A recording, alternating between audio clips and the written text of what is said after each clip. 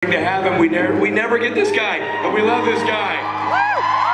Yes, I saw his face. And it's Jim Beaver. The talent trace, he was backstage, and now he's right there. He's Jim Beaver, and he's right there. Saw his face, he had a beard on, I knew it was him. Jim Beaver, he's right here for you, Las Vegas. Let's do it.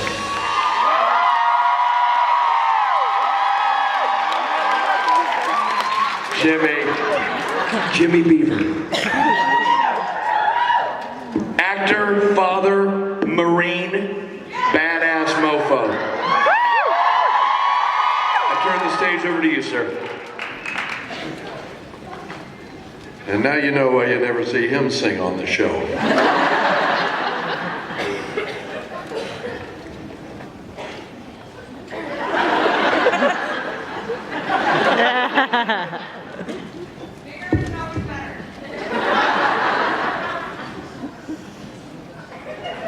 Yeah, but it don't hurt.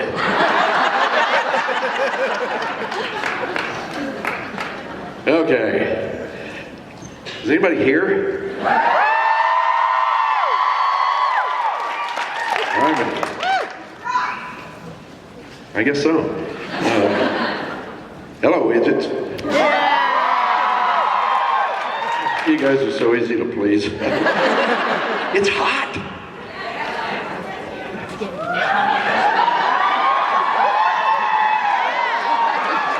You ain't so bad yourself, darling.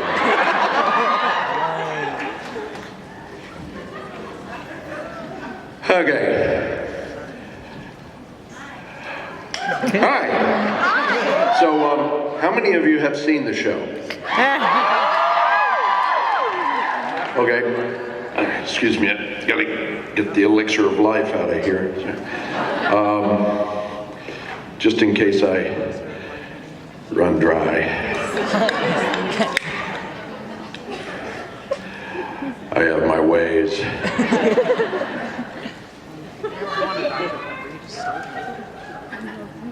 We love you too. Well, I can't speak for the other guys. They talk bad about you. But me, I don't. Because I know what side my bread is buttered on. And it's buttered with supernatural fans. And that's starting to sound pretty weird. Oh, man. So, here we are in Las Vegas. My, probably least favorite city in the world, but it has more to do with in-laws than anything else. But I'm glad to be here. I'm glad they brought me back this year because apparently this year there's some people here. Man, it is darker than the inside of a dog. Yeah, it goes, you guys in the back, wave.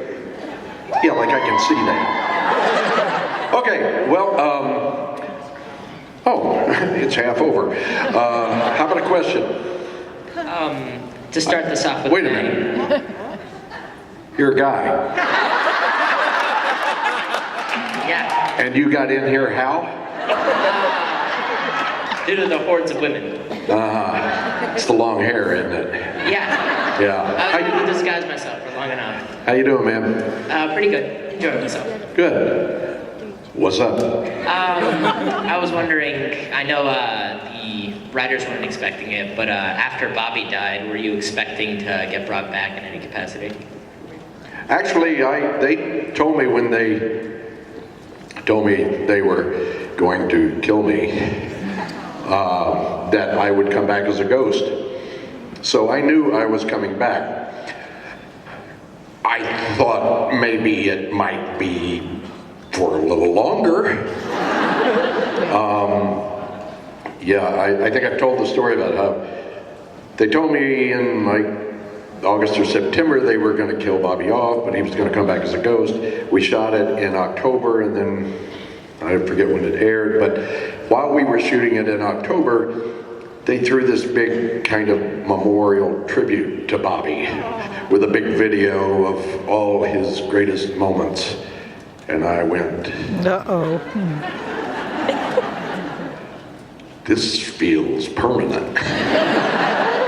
And that was the first time I realized that they were kind of saying goodbye, at least for a while. So I wasn't surprised when they brought me back, but I was a little surprised that it was once a season after that. But you know, how many of you here do not know that today we got picked up for season 12? I see, none of you. So the show's going to go on and on and on and on and on, and as far as I'm concerned, I will go on and on and on and on with it. Once a season or 24 times a season, whatever they want. The way I'm working it, I'm going to stick with the show as much as I can until Jared and Jensen and Misha are too old to play it, and then it'll all be mine. So, there's your long-winded and sort of weird answer. Thank you. Thank you. There's people over here too, right? Yep. Hi, you've been on some of my all-time favorite shows. Animal Rescue Kids? Specifically Deadwood and Justified. And I've seen a lot of your writing about Deadwood, so I wanted to ask you about Justified and that experience and how was it? Because I love that show. Do you now? Well, that's great crack.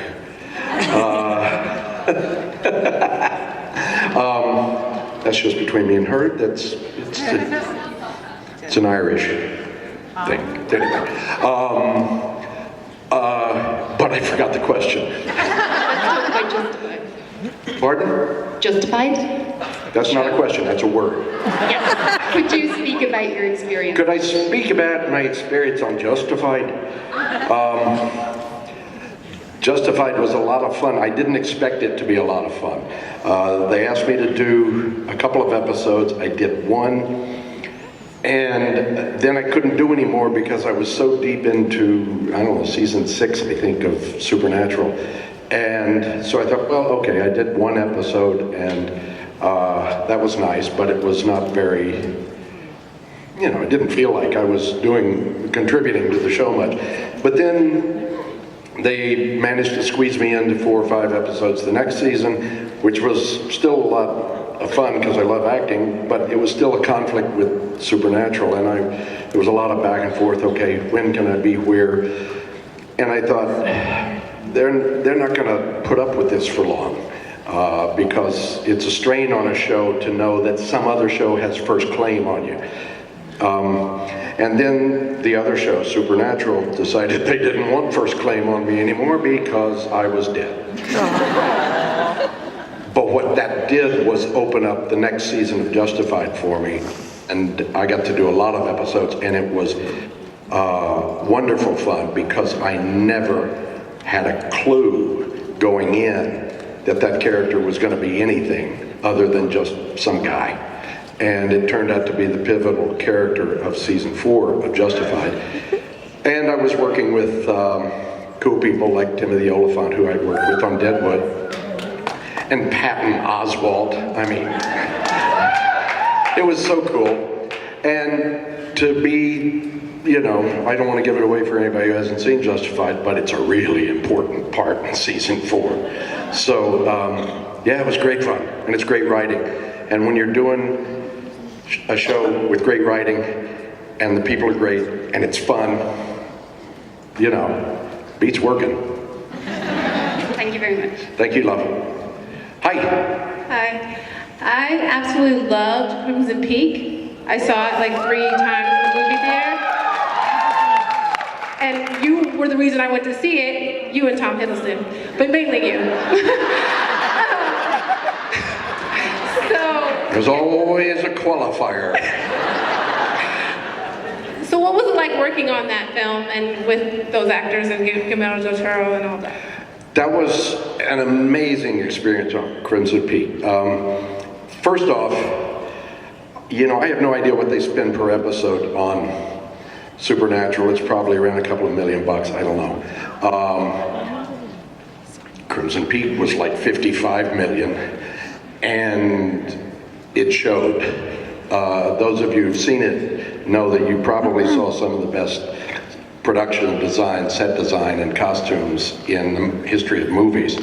How they weren't nominated and didn't win Oscars, I have no idea, because that was the greatest set I've ever seen. And then you've got a genius running the show, Guillermo del Toro. And I'm still in wonder because he just called up and asked me if I wanted to do it. And I was like, how does he know who I am? And then when he told me that he wrote the part for me, Wow. I was like, how does he know who I am?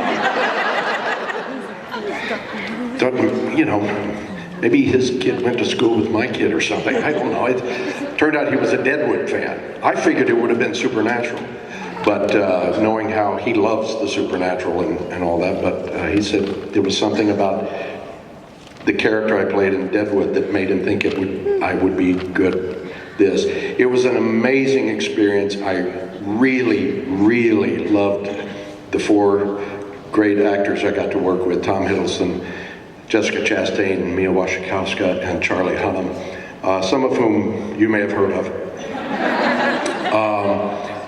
It was great. They treated me like a king, and very sweet people from the very top all the way to the bottom of the crew list. It was great. It was cold. It was Toronto in February, but like I said before, it beats working. It was wonderful. Thank you. Thank you. Hi. Hello.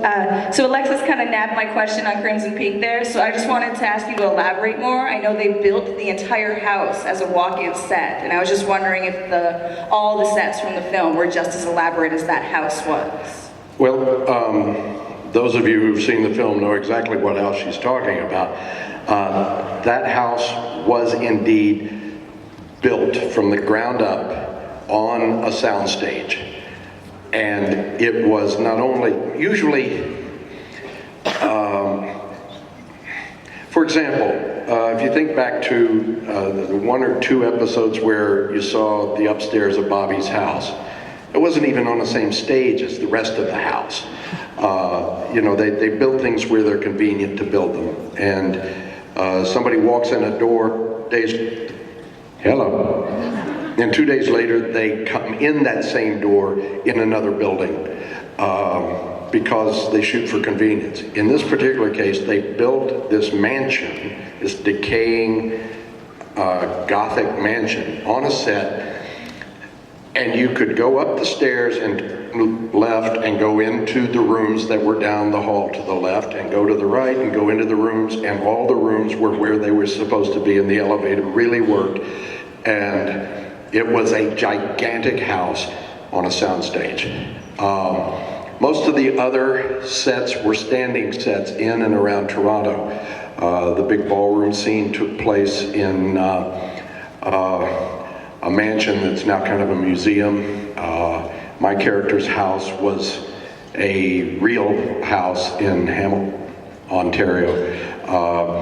But the big house that is the center of the story was from the floor up, and it was gorgeous. So, I hope that helps. Thank you. You're welcome. Hi. Hi. I was wondering, when you first read the script for Supernatural and you heard that you had to say idiots, what was your first opinion, and did you ever think it would be so iconic? I don't remember the first episode I said idiots in. It wasn't right at the beginning. It may have even been as late as the 3rd season, I can't remember, but I saw it in the script, and I said, are they kidding? Who says idiots? What, are they trying to make this guy a moron? And I actually went to the director and I said, idiots?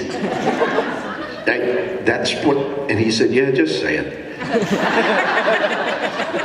And I said, okay, well, that's what you're paying me for. So I said idiots, and I thought, God, I hope they don't make me say that again. And now I have shirts with it on it, so, and so do you. So I guess it just shows what idiots we are.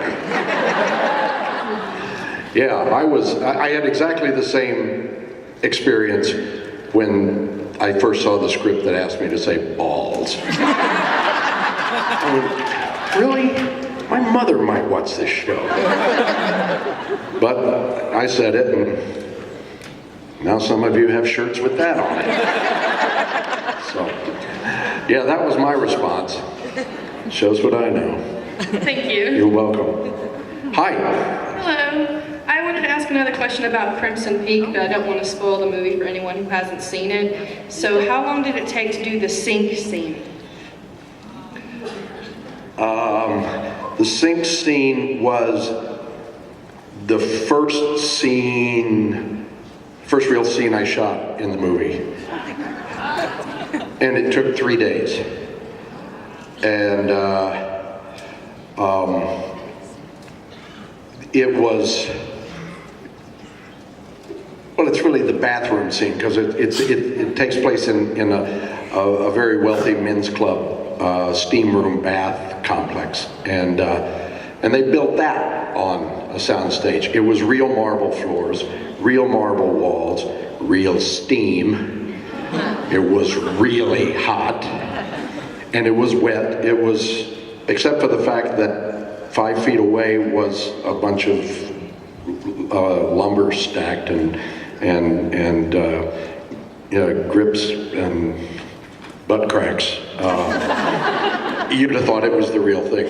And it was a difficult scene to shoot physically, partly because of the temperature, because they had to keep the steam going, and partly for reasons you probably understand. But yeah, it was the first 3 days of the shoot, and it was really strange because I would shoot in there for a while, and my beard and mustache would get so wet from the steam, and then they would say, okay, you got a break, and I would go out to my trailer and walk out the door, my whole face would freeze because it was the middle of January in Toronto. And I would go back to my trailer and sit there and wait for the ice to melt. And then they would say, okay, you're back on, and I would go back and reverse the process. So it's a weird business. But yeah, it was a tough scene, but it was the first 3 days I shot. Thank you. You're welcome. Hi. Hello. Oh, another interloper. Yes. Quick question. How was it as a performer to film Bobby's death scene knowing that fundamentally Sam and Dee were losing another father figure in their life? Who cares about them? I was with a job, man.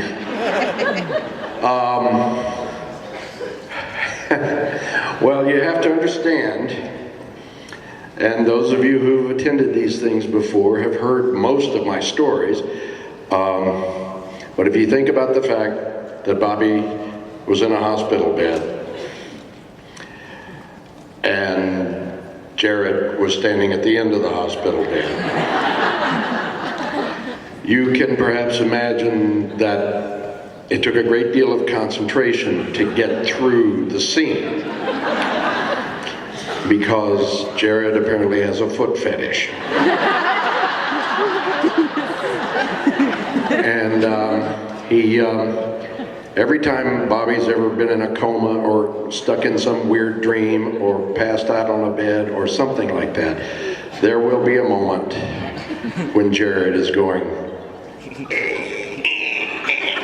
while the camera's on me. And so when you think about that poignant moment, when Bobby says,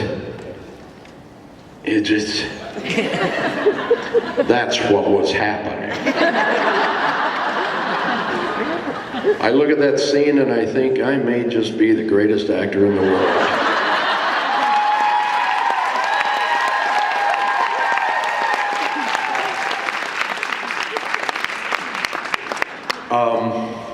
As to the storyline feelings, you know, it was, what I really hated about Bobby getting killed off was the fact that dramatically it was a pretty strong choice to make, because it just ripped away from the boys the last vestige of resources. And dramatically, it's always great to have your protagonists run up against obstacles and see how they get around them. And so I hate it when they make smart moves like that, because I usually end up dead. So, thanks. Thank you. Hi. Hi. So I just wanted to ask about your experiences on Dexter and how you liked that. I really love your character on Dexter, by the way. He's so lovable. He was so terrible. It was awesome. It was one of the sweeter fellows I've played in a while. Hello. Have you heard anything I've said today? Oh, good. Dexter was great because it was a real change of pace. I had been developing completely unintentionally for about 10 or 12 years this niche as gruff but lovable, and this Dexter role came along, and I got to leave the lovable part at home.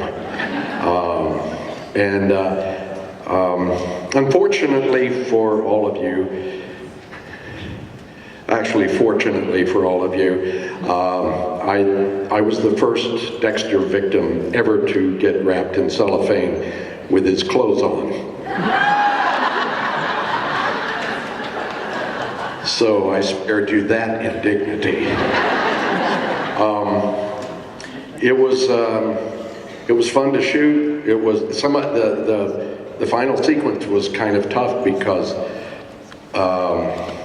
I was only in the cellophane for about 5 hours. My friend John Lithgow was naked in the cellophane in his episode for something like 11 hours. They fix it so you can stand up and walk a little bit if you maybe have to go potty. But you know, if they were to decide to go to lunch without you, it would be real easy to do. So, but it was fun, and I got to be nasty, and I love playing nasty. All right, thank you. Hi. Hi, I just wanted to say that you look a lot like my grandfather. Oh, jeez. I look like your grandfather? He passed away 6 years ago, too. Oh, I'm sorry, darling.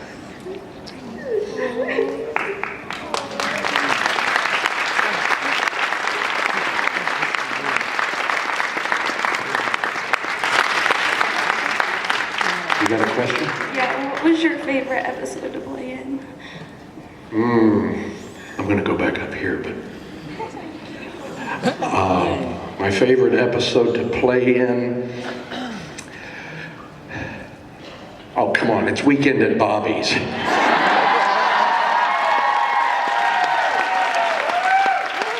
Weekend at Bobby's was so much fun because Jensen was directing it, which was a lot of fun too. It meant that I didn't have to act with either of them very much. And that made life easier. It wore me out. It gave me a real appreciation of how hard they work every episode, 22, 23, 24 episodes a season. I only had to carry that one episode, and they're heavy. You work from dawn till midnight, and there's very little rest and very little time between midnight and dawn. And I was really tired by the time it was over, but it was so much fun. It was so much fun to shoot, and it was great too because there was dramatic stuff and there was comedy stuff, and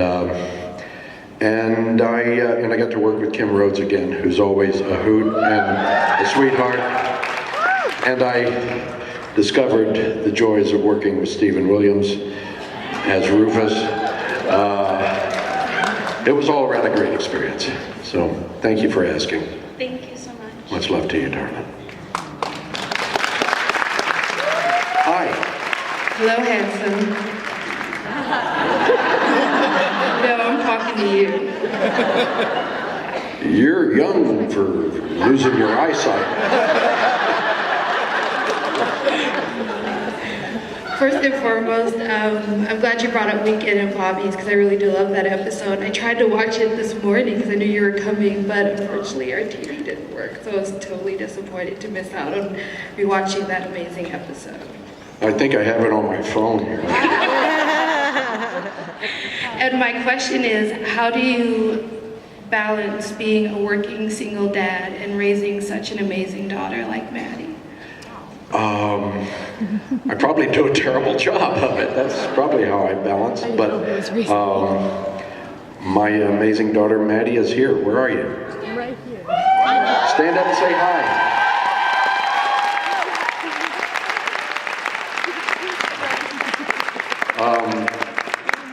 She would depend on any given day. She would tell you that I'm the most amazing father ever born, or that I'm a cretin. Just depends on the day. Most of the time she seems to like me, so I guess I'm doing all right. Balancing it is interesting because so much of my work depends on travel, because Supernatural shoots in Vancouver, Breaking Bad and Better Call Saul shoot in Albuquerque.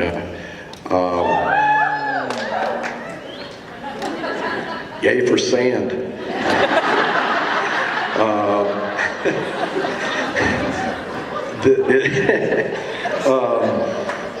I'm sure there's something else there too, but cactus, yeah, and meth. But anyway, because there's so much travel, she sacrifices a lot by my not always being around. But when I am around, I make up for it by making her life miserable. And she's, I don't know, she's a pretty cool kid. I like her.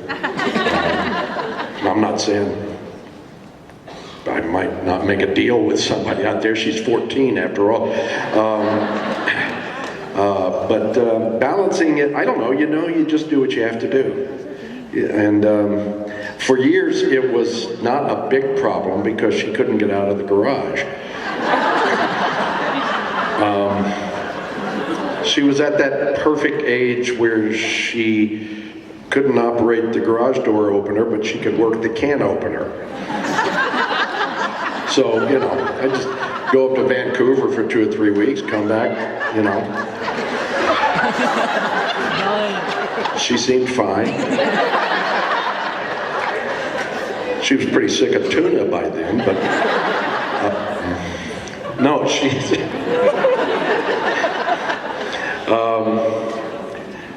you do what you have to. Any parents out there? And you know what I'm talking about. Any children out there? Who said no? Well, then you know what I'm talking about too. It's a constant struggle to figure out the right thing to do and balance that between the fun and happy thing to do.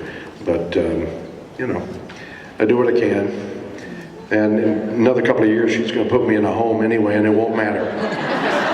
Well, thank you. The fact that you introduced her to the Beatles, I think, is saying you're doing a pretty damn good job. Well, my kid was born in 2001, and she loves the Beatles and Tommy James and the Shondells and Buster Keaton and Laurel and Hardy. If nothing else. I've succeeded culturally. Thank you. Hi. Hello. I was wondering between Kim Rhodes and Mark Shepard who a better kisser was.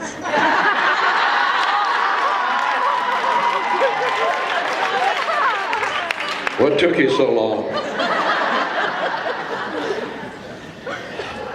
Somebody's going to come up to my casket at my funeral and go,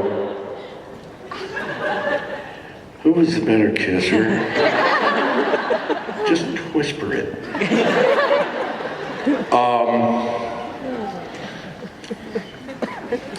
Let me see. How far is it from here to Alpha Centauri? That's about how far better Kim Rhodes was. Kim Rhodes is a woman of style and taste. She's a woman devoid of facial stubble. She's a class act. She's a really good kisser. Lasting. Really. And none of that applies to Mark Shepard. He would like you to think it did. He is lying. I think he got way more fun out of it than I did. Thank you. Thank you. Hi. Hi. You recently were on the second season of New Adventures of Peter and Wendy as Mr. Darling, and I wanted to ask you about the differences between shooting a big TV show like Supernatural and then doing something as small as a web series. And what did you like about it? Well, on Supernatural, I had a dressing room. My friend Paula Rhodes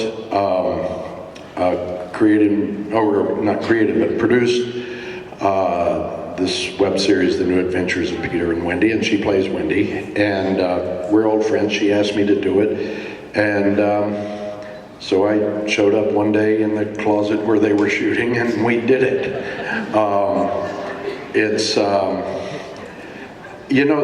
These days, everybody who has any desire to make art, to create something, has much more potential to succeed, simply because so many of the elements of filmmaking in particular have gotten cheaper. I mean, you can shoot a really good movie on your phone if you play it right. And so this show came along at a time when it was really possible to shoot a little TV series for the internet for comparatively little money. And I don't know that I would have done it had I not been close friends with Paula Rhodes, but because mainly it's the kind of thing your friend calls up and says, hey, would you do this with us? And you go, sure, for you, anything. And then there's those friends you go, I think I'm having a tooth extracted that week.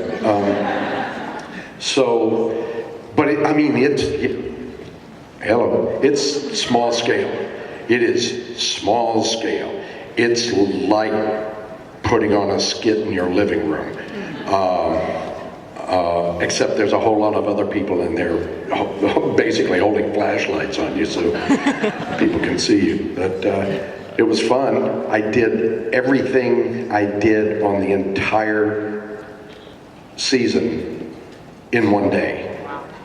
So, and I think I'm in like 4 or 5 episodes. So yeah, did it all in one day. Didn't have a clue what I was talking about, but I shouldn't say this, no. We might have gotten done a little faster, except the director would kind of give me these rudimentary instructions on how to act. And I mean, not in a bad way, but he would say, like, okay, now, these are your sons, and they are giving you a lot of trouble, and you're really unhappy about that, and it frustrates you. And I said, I read the script. And he was like, okay. So, but a lot of the people who worked on that show were, very early in their careers, and I understood, and it was a lot of fun. So, I think they're hoping to do the third season very soon. So. They're collecting money right now. They have an Yeah. Indiegogo page. And it just got, the Emmys have just opened up a new category for web content, and Forbes magazine mentioned our show as a prime example of what's possible. So it's a fun show. Look it up on the internet. I'm in it. Thank you. Thank you. Hi.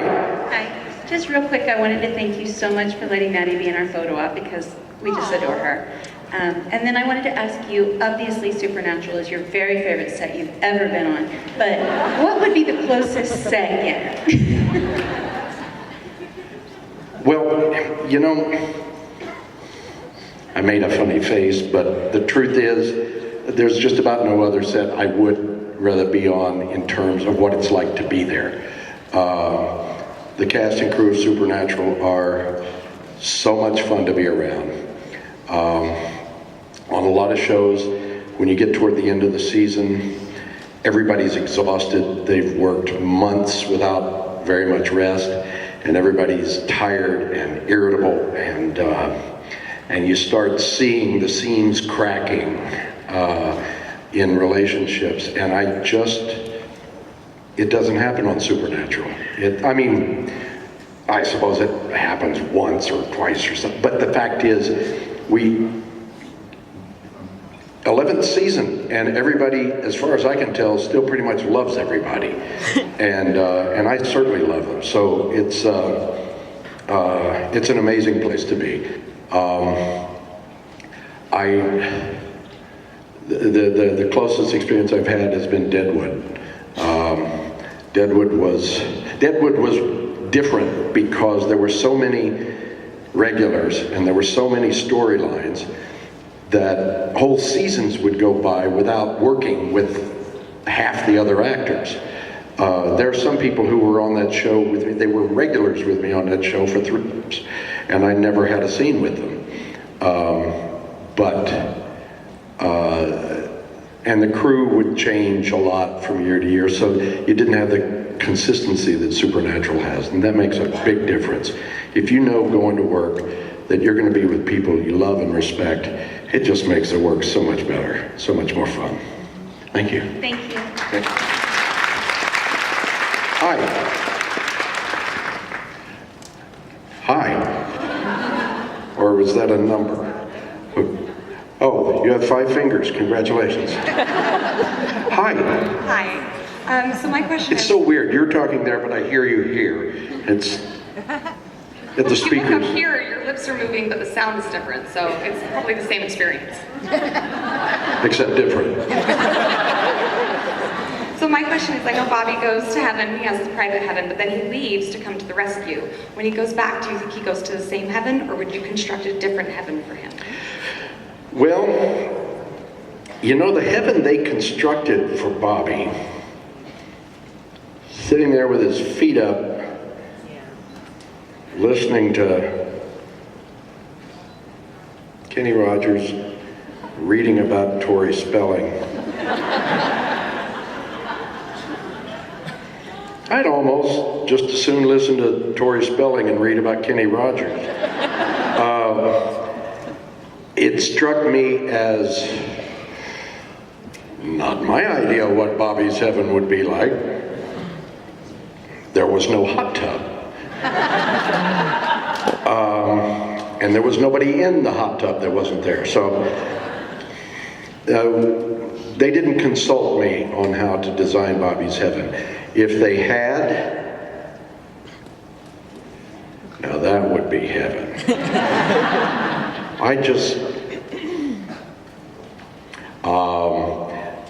It always seemed to me that Bobby was not the sort to be content with kicking back.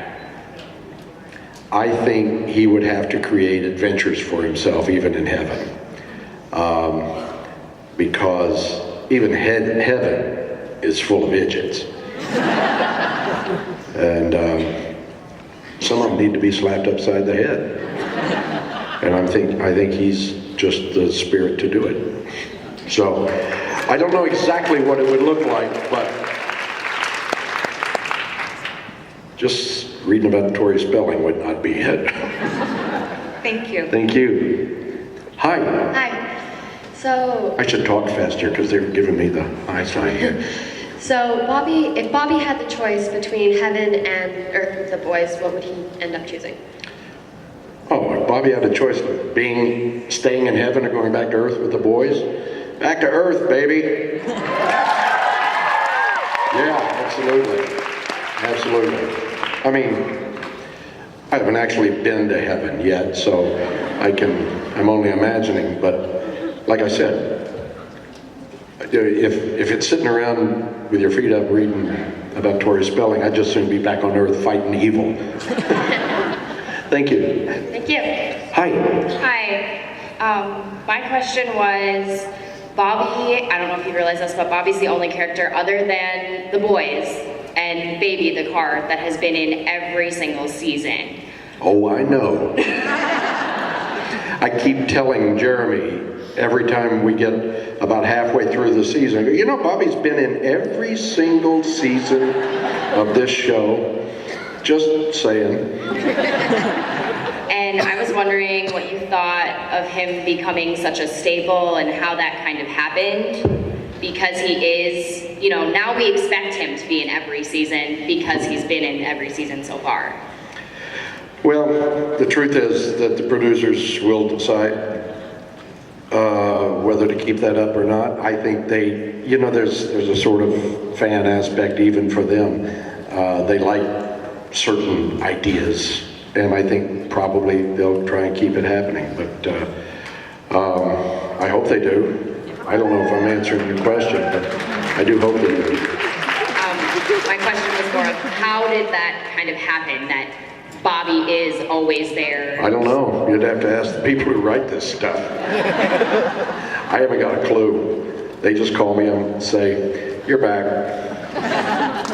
So, okay, thank you. Let's do one more question. We're here. Okay. Hi there. Hi. So Kim and Brianna talked earlier about how Jared and Jensen pranked them quite frequently on set. And other than Jared playing with your feet, is there any good pranks that they played on you? Well, pranks imply a kind of intellectual approach to humor with a certain intricacy and a certain savoir-faire. Standing behind the camera when you're doing your close-up and going, I don't really consider that a prank. It's more like daily life on that set. I'm not sure they've got what it takes for a real prank. Is it just me, or does that sound like a challenge? I feel like Jim Beaver just threw down the gauntlet. Be sure to, real quickly, right when Jim leaves stage, get your phones out and tweet Jared and Jensen that Jim just challenged them up there. I foolishly thought they'd wait. They're doing it now, Jim. They're going ahead and tweeting that out. The great thing about that is that Jared and Jensen, in order to fulfill that challenge, will have to put some pressure on the producers to bring me back up there. Oh, it's a win-win. Everybody wins. Ladies and gentlemen, Jim Beaver. Thank you. Sorry. Thank you, everybody.